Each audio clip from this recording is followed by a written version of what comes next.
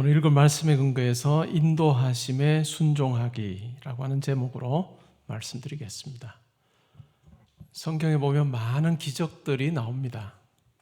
많은 이적들이 나오는데 구약 성경부터 해서 신약 성경까지 정말 많은 이적들이 나오는데 그 이적이 때로는 그냥 이적으로 끝난 경우들이 많습니다. 뭔가 부족했는데 그것이 채워지는 것으로 끝나는 경우가 참 많죠. 근데 오늘 읽은 본문에 나오는 이적이라 할 수 있겠죠. 이 놀라운 그 이야기 속에는 그냥 그것으로 끝나지 아니하는, 이것이 소명과 연관되는 참 중요한 면이 이 속에 담겨 있습니다. 그냥 기적으로 끝나는 그것과 소명으로 이어지는 이 놀라운 사건, 이 일, 이 속에 이 둘 사이의 차이를 우리가 좀 살펴보면 좋을 것 같고요. 이것은 단순히 그것을 살피는 데서 끝나지 않고 내 삶에 일어난 많은 일들, 그것이 그냥 뭔가가 채워짐으로 끝나지 않고 그것을 뛰어넘어 뭔가가 나에게 충족되는 것을 뛰어넘어 정말 하나님과의 관계 속에서 다시 어떤 일이 벌어지는 그와 같은 면이 나에게 있었는가라고 하는 부분에 대해서 우리가 한번 생각을 하면서 오늘 이 말씀을 들으시면 좋겠고, 이것이 더 구체적으로 나의 한 가지 기도 제목, 내가 하나님 앞에 간절히 바라는 이 한 가지 기도 제목을 나는 어떤 입장에서 접근하고 있는가. 그냥 그 충족되는 것으로 감사합니다, 간절히 바랍니다, 그것으로 끝나는가, 아니면 그것이 이루어지는 것을 통해서 뭔가 하나님과의 관계 속에서 또 하나님께서 내 삶 가운데 일하시기를 원하시는 그것 앞에 내가 순종함으로 나아가기를 원합니다 라고 하는 소명과 연관되는가 하는 부분에 대해서 우리가 잘 살피면서 오늘 이 말씀을 들으시면 좋을 것 같습니다. 베드로의 입장에서 오늘 본문을 우리가 한번 이해를 해보면 어떨까요? 밤새도록 고기잡이를 했습니다. 그렇게 큰 배가 아니에요. 갈릴리 호수, 게네사렛 호수에서 고기 잡는 그 배는 한 12명에서 16명 정도 탈 수 있는 그 정도의 배이겠죠. 한 8m, 9m 정도 될까요? 길이가. 그리고 너비가 한 3m 정도 될까요? 그리고 높이 해봐야 2m 50 정도 되는 8, 9m, 정말 넓어봐야 4m도 안 될 거예요. 한 3.5m, 그 다음에 높이가 한 2.5m 정도 되는 그 정도의 배에서 몇 사람이 밤새도록 고기잡이를 했습니다. 근데 오늘 본문에 보면 몇 마리 잡았다 하죠? 한 마리도 못 잡았습니다. 밤새 수고했는데 한 마리도 못 잡은 거예요. 그리고 이제 어떤 심정이었을까요?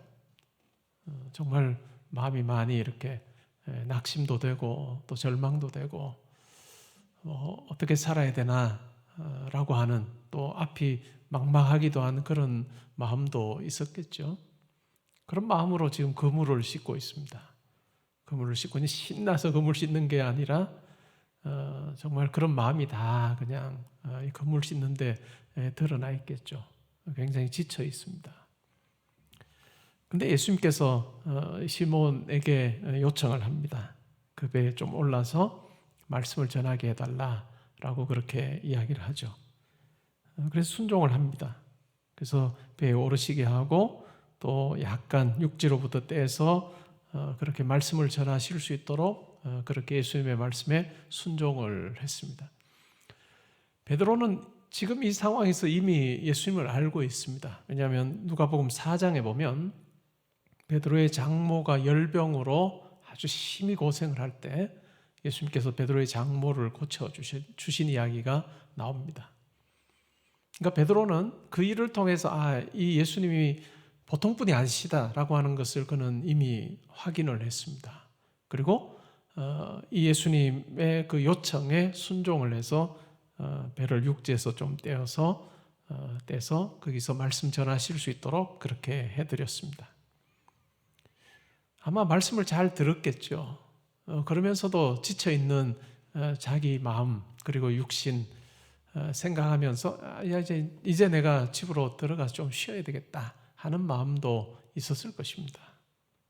그런데 예수님께서 말씀을 마치시고 나서 뭐라고 말씀하십니까? 4절에 보니까 깊은 데로 가서 그물을 내려 고기를 잡으라 라고 그렇게 이야기를 합니다. 예수님께서 이렇게 명령을 하세요. 5절에 보면 시몬이 대답합니다. 선생님, 우리들이 밤이 새도록 수고하였는데 잡은 것이 하나도 없습니다. 근데 여기서 이제 끝나지 않아요. 그렇지만 말씀에 의지하여 내가 그물을 내리겠습니다 라고 그렇게 이야기를 합니다. 어떤 그물을 썼을까 학자들 사이에 의견이 분분하긴 하더라고요. 근데 가장 많이 이야기하는 것이 세 겹으로 된 아마 그물을 썼을 거다라고 하는 이야기를 합니다. 세 겹 3중으로 되어 있는 그물을 썼을 텐데 이 3중으로 된 그물은 주로 밤에 쓰는 것이다. 낮에는 고기들이 이 그물을 보기 때문에 또 그물을 이렇게 이 3중으로 된 그물은 여간에서는 낮에는 사용하지 않는 거다라고 그렇게 이야기를 하는 설명하는 글을 제가 많이 읽어봤습니다. 근데 그런 상황에서 이미 이제 그물은 한번 다 밤새 다 사용하고 이제 다음번 사용하기 다 씻어둔 상태. 근데 다시 그물을 내리라라고 그렇게 이야기할 때 순종을 합니다. 순종하지 않을 많은 이유들이 있었던 것 같아요. 밤에는 이 게네사렛 호수에서 고기 낮에는 호수에서 잘 잡을 수 없다는 것 아마 잘 알았을 거예요. 그리고 뭐 그물도 이미 다 씻어둔 상태고 이미 자기도 지쳐 있고 그런 상황 가운데서 적어도 이 게네사렛 호수에 관해서는 자기가 예수님보다 더 잘한다라고 자부할 수 있는 위치에 있는 베드로입니다. 근데 이런 모든 것을 다 내려놓고 이제 순종을 하죠. 말씀에 의지하여 내가 그물을 내리리다. 그러니까 첫 번째 순종을 하고 또 그 다음에 두 번째 순종의 그 차원을 보면 훨씬 더 이렇게 깊어져 있죠. 요구하는 것 자체가 더 깊어요. 첫 번째는 뭐 그럴 수 있다 치더라도 두 번째는 순종하지 않을 많은 이유가 있음에도 불구하고 순종을 합니다. 우리 신앙생활에서도 이 부분은 참 중요한 것 같아요. 우리가 신앙생활하면서 그냥 내 생각에 때로는 딱딱 맞아 떨어지지 않을 때도 말씀이 때로 우리에게 감동을 주실 때 때로는 그 말씀에 순종하는 것이 우리 가운데 필요하다라고 하는 것을 오늘 이 베드로 사건을 통해서 확인을 할 수 있습니다. 그렇게 해서 순종해서 그물을 내렸습니다. 근데 6절에 보니까 어떤가요? 고기를 잡은 것이 심이 많아서 그물이 찢어집니다. 그래서 다른 배에 있는 친구들을 손짓을 해서 와서 도와달라고 하고 결국은 두 배에 가득 채우게 됐습니다. 그래서 배가 잠길 정도로 참 많은 고기를 잡았습니다. 한 마리도 잡지 못해서 이제 빈손으로 돌아가야 되는 베드로. 그러나 예수님께서 개입하심으로 두 배에 가득할 정도로 많은 물고기를 잡았습니다. 어떻게 하면 정상일까요? 예수님에게 땡큐하고 예수님 감사합니다 하고 정말 빈털터리로 빈손으로 갈 뻔했던 자기의 상황이 이제는 완전히 바뀌어서 아내에게도 큰 소리 칠 수 있는 그런 상황으로 이제 바뀌어서 예수님에게 감사합니다 하고 돌아가면 보통의 기적과 비슷할 것 같습니다. 근데 베드로의 그 반응을 보면요. 8절에 보시면 시몬 베드로가 이를 보고 예수의 무릎 아래 엎드립니다. 그러면서 이렇게 말해요. 주여 나를 떠나소서 나는 죄인이로소이다. 주여 나를 떠나소서 나는 죄인이로소이다. 그냥 고기가 많이 잡힌 그 상황만을 보지 않고 그 상황이 생겨날 수 있도록 하신 예수님을 보았습니다. 예수님으로 인해서 이와 같은 놀라운 일이 벌어졌다라고 하는 것을 그가 깨닫게 되신 거죠.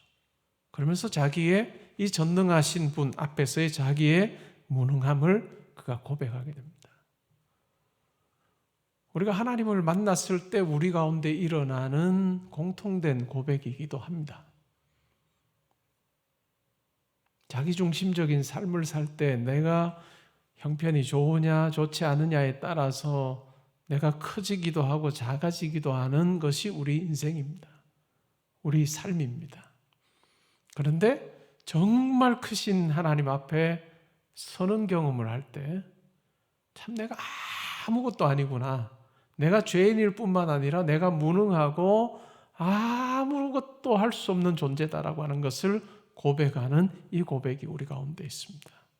이 고백이 매우 중요한 거죠. 근데 이 사건을 통해서 바로 이 고백이 터져나옵니다. 10절에 보시면 예수님께서 이렇게 말씀합니다. 무서워하지 말아라. 이제 후로는 내가 사람을 취하리라.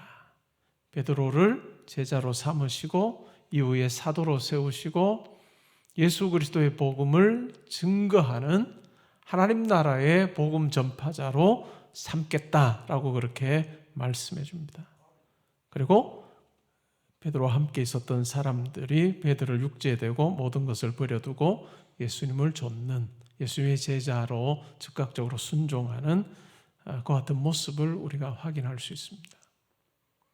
예수 그리스도를 만남으로 빈털털이었던 그의 상황이 완전히 바뀌어서 2배 거듭한 그런 채워지는 그 경험을 하는 데서 끝나지 않고 하나님을 만나고 하나님의 아들이신 예수를 만나는 그 놀라운 경험 속에서 하나님을 향한 눈이 띄우고 그리고 자기의 삶 가운데서 뭔가 부족한 것이 채워지는 것이 내 인생에서 가장 중요한 부분이 아니구나라고 하는 자각을 가지게 되는 참 중요한 사건, 그것이 바로 이 베드로 이 사건이라 할 수 있습니다. 그냥 채워지는 것으로 끝나지 않고 이것이 소명으로 이어지는 것, 이것이 바로 성도의 삶에서 매우 중요한 부분이라 할 수 있습니다. 우리 삶에도 과연 이와 같은 일이 일어났는가, 아니면 내가 알아차렸는가라고 하는 것은 참 중요한 부분 같아요. 우리가 알게 모르게 하나님께서 우리 삶에 정말 세밀하게 간섭하셔서 우리에게 어떤 일들이 예상할 수도 없었던 일들이 이루어지게 하신 경우들이 많이 있습니다. 근데 그것이 이런 일이 내 삶에 이루어져서 내 인생이 이렇게 꾸려져 왔구나라고 하는 것으로 끝나버린다면 그것은 바로 굉장히 자기중심적인 삶이라 할 수 있습니다. 하나님의 역사, 하나님의 일하심은 그냥 나의 삶의 부족한 부분, 내가 어려워하는 부분, 내가 바라는 어떤 부분을 채워주심으로 그것이 이제는 완전하게 채워지는 그런 삶으로 내가 만족하는 것으로 끝나버린다면 성경에 나타난 많은 기적들을 경험했지만 그냥 그 경험이 하나님을 아는 데까지 나아가게 하거나 하나님의 뜻 앞에 순종하도록 하는 데까지 나아가지 못하게 했던 것과 비슷한 같은 양상이 우리 가운데 일어날 수 있다는 것입니다. 우리가 구약 성경을 펴면 광야에 정말 많은 하나님의 돌보심이 있었습니다. 광야 생활하는 유대인 이스라엘 백성들에게 하나님께서는 참 많은 기적을 베풀어 주셨습니다. 그들이 목마를 때 그들의 목마름을 해소할 수 있는 그와 같은 물을 주셨고, 또 배고파할 때 만나를 주시고 고기를 먹고 싶어 할 때 메추라기를 주시는 참 기적적인 돌보심이 그들 가운데 있습니다. 그러나 이 이스라엘 백성들의 문제는 자기들에게 부족한 부분이 채워지는 것으로 만족해버리는 것에 문제가 있습니다. 이것을 공급해 주시는 하나님께로 그들의 시선이 확장되지 못했던 것. 그들이 눈을 열어서 정말 이런 부분을 채워주시는 하나님을 바라보지 못한 것에 그들의 실패의 원인이 있습니다. 결국 그냥 채워지며 만족하고 잊어버려. 또 부족한 것 생기면 하나님 앞에 간구하고 채워지면 만족하고 잊어버려. 이것이 사사기에 또한 공통된 그런 어떤 사이클이죠. 하나님께 불순종해서 이방 민족이 괴롭히면 하나님 앞에 간구합니다. 사사가 세워지고 사사를 통해서 구원받으면 만족하고 계속 이 사이클이 반복이 되는데 그 과정 속에 하나님께서 우리를 붙들어 주셨고 함께 해주셨구나라고 하는 그 분명한 어떤 깨달음, 그리고 그 깨달음을 가지고 믿음의 한 걸음 한 걸음 더 나아가는 진보는 그들의 삶 속에서 우리가 발견하기 어렵습니다. 혹시 우리 삶은 어떠한지 한번 살펴보시면 좋겠어요. 여러분들이 간절히 바랐던 어떤 일에 하나님께서 응답해 주신 적이 있을 거예요. 근데 그 응답해 주신 그 하나님의 응답에 하나님 감사합니다. 그리고 그냥 내가 부족했던 것 채워짐으로 그냥 잠시 감사하고 그것으로 만족하고 지나가 버리지 않았는가? 그렇다면 성경에 나오는 수많은 기적을 경험했던 그 많은 구약의 백성들과 별반 다르지 않은 삶을 우리가 살 가능성이 크다는 겁니다. 그 다음에는 또 다른 부족한 부분이 나오고 기도의 자리에 또 나오지만, 그러나 그것이 사명으로 이어지지 않으면 결코 우리는 정말 하나님 나라의 그 원대하고 큰 그 하나님의 뜻, 그 세계를 우리가 바라보지 못하는, 그냥 내 삶에 하나님이 개입하셔서 나를 채워주시고 만족하시는 것으로 그냥 생각하는 신앙생활을 할 가능성이 크다는 것입니다. 근데 오늘 이 베드로 사건을 통해서 우리가 확인하게 되는 것은 예수 그리스도를 통해서 하나님 나라의 무궁무진한 권능을 그는 경험했습니다. 이것이 우리 삶에도 필요한 것 같아요. 우리가 한 가지 기도 제목 놓고 간절히 하나님 앞에 기도할 때 하나님께서 채워주시는 그 과정 속에 우리의 영적인 눈이 떠지는 것이 필요합니다. 그래서 정말 육신의 눈에는 보이지 않는 정말 큰 하나님 나라가 보이고 권능이 보이고 하나님의 지혜가 이제는 나에게 확신이 되는, 그래서 우리가 이 땅을 살면서도 정말 크신 하나님의 권능과 지혜에 내가 붙들려 사는 삶이라고 하는 것을 확신하며 달려가는 삶, 그것이 바로 우리 성도에게 필요한 삶이라 할 수 있습니다. 이러한 삶을 사는 자는 자기에게 사명이 무엇인지를 아는 자로 삽니다. 그렇지 않으면 수많은 기적을 경험했으나 자기가 중심이 되어서 나에게 이거 채워졌으니까 이제 만족한다 하고 곧 하나님의 역사를 잃어버리고 자기가 해야 할 일들이 무엇인지를 도무지 깨닫지 못하는 그런 모습으로 사는 이 이스라엘 백성들과 우리가 많이 닮아 있을 수 있다는 것을 우리는 기억할 필요가 있습니다. 우리가 신앙생활하면서 하나님께서 여러분들에게 응답하신 그것이 사명으로 연결이 되고 하나님을 위해서 내가 해야 될 일과 연결이 되는 그 성도가 참 복된 성도입니다. 그냥 필요가 어떤 방법으로든 채워졌고 그냥 그 안에서 안주하면서 그래도 내 삶이 그래도 이만하면 됐어라고 하는 것이 아니라, 나에게 이런 필요를 채워주신 하나님 앞에서 내가 어떻게 살 건가, 어떻게 순종함으로 나아갈 건가, 하나님께서 나에게 요구하시는 것이 무엇인지를 이제는 보게 되는 그것이 우리 가운데 필요하다라고 하는 것입니다. 이 신앙생활을 할 때 하나님은 우리 가까이 계심을 경험합니다. 그리고 내 중심의 삶이 아니라 정말 하나님 중심의 삶을 살게 되고 우리 인생길에 하나님 나라가 정말 우리의 생각과는 비교할 수 없는 그 큰 하나님 나라가 내 삶을 인도하고 있고 내가 그쪽으로 가고 있음을 고백하는 자로 살게 된다는 것을 우리는 기억할 필요가 있습니다. 열왕기하 6장에 보면 아람 군대, 아람 왕이 엘리사 선지자를 죽이려고 합니다. 뭔가 계획을 세우기만 하면 그 계획이 도무지 이루어지지 않아서 이 아람 왕이 누군가 우리 안에 내통하는 자가 있다. 누구냐? 라고 그렇게 막 화를 냅니다. 그러자 신하들이 그 이야기를 하죠. 우리 안에 내통하는 자가 있는 것이 아니라 이스라엘에는 엘리사라고 하는 선지자가 있는데 그 선지자가 왕이 침실에서 말하는 것까지 다 알 정도로 정말 신의 권능을 가진, 신의 어떤 지혜를 가진 그 같은 사람이기 때문에 우리가 당해낼 수가 없습니다. 그 이야기를 합니다. 그러자 그가 지금 어디 있느냐 라고 묻습니다. 그가 도단성에 있습니다 라고 하니까 그러면 말과 병거들을 보내서 군사들을 보내서 그 도단성을 다 에워싸고 이제 이 엘리사를 잡으려고 합니다. 죽이려고 합니다. 아침이 되었습니다. 엘리사의 사환이 밖을 내다보니까 아람 군대가 그냥 이 성을 빼곡히 그냥 둘러싸고 있습니다. 얼마나 두려웠겠어요? 그래서 엘리사 선지자에게 이야기합니다. 황급하게 가서 이 성을 아람 군대가 다 포위하고 있습니다. 이제 우린 죽을 수밖에 없습니다. 라고 하는 이야기를 합니다. 그러자 엘리사가 이 성을 둘러싸고 있는 아람 군대보다도 훨씬 더 많은 하나님의 군대가, 하나님의 불말과 불병거가 이들을 정말로 둘러싸고 있는 그 광경을 볼 수 있도록 하나님께 기도를 합니다. 하나님, 이 사환의 눈을 열어주셔서 하나님께서 어떻게 지금 하고 계시는지를 보게 해주십시오라고 그렇게 합니다.